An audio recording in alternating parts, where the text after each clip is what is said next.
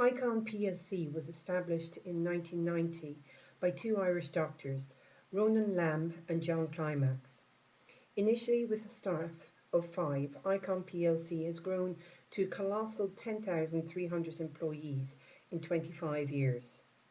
Icon is a global multinational firm with offices on every continent.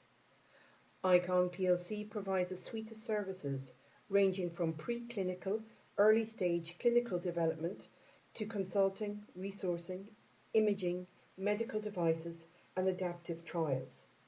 In Ireland, Icon plc's headquarters are based in Dublin and Firecrest, a subsidiary of Icon, is located in Limerick.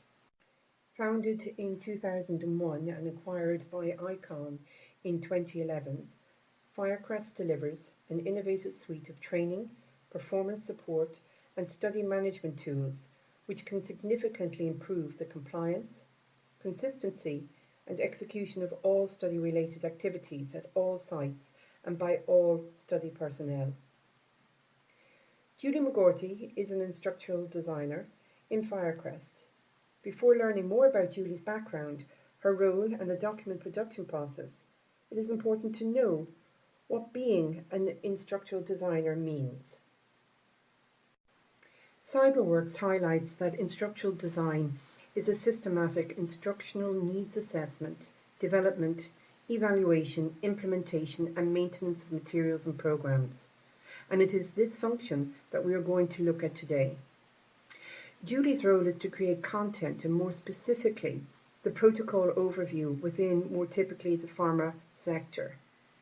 Theorists have proposed that there are many qualities and skills of an instructional designer. For example, Papas has identified that some of the qualities include being a communicator, a designer, a guide, an explorer, a project manager. Gadapelli has identified 5 qualities of an instructional designer. They include creativity, an eye for detail, a problem solver, being able to visualize material, and the ability to write.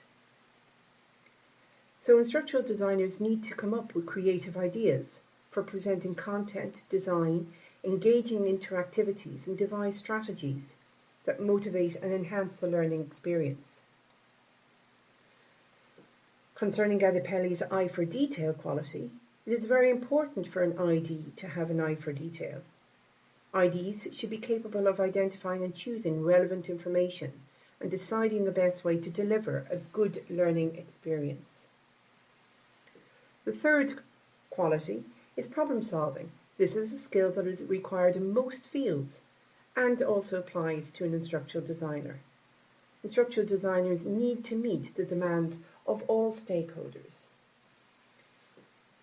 Fourth quality, visualizing ability. A good visualizer can help learners retain information through visual clues, apart from adding value to the instruction. And finally, Gadapelli's 5th quality is the writing ability. Instructional designers need to be able to provide a structure that conveys thoughts or ideas coherently. Based on the instructional strategy, the writing style or the tone needs to be changed. So this video will highlight the qualities of Julie in her role as an instructional designer. So who is Julie McGorty? Julie comes from a family that's always had a love of reading. Her father is a retired academic and one of her siblings is involved in PR, but as she says, he is involved in a more different form of writing, more spin. Julie completed her undergraduate in equine science in UL and also a master's in interactive media in 2006. Within the master's, Julie found the visual end very interesting, using everything to communicate a particular theme or style, as she says. Julie has had a number of roles in the past, and you can see that in this pictogram showing the various roles that she's had since she's graduated to 2014 in her new role in Firecrest. And all have been associated with writing and some form of technical communication.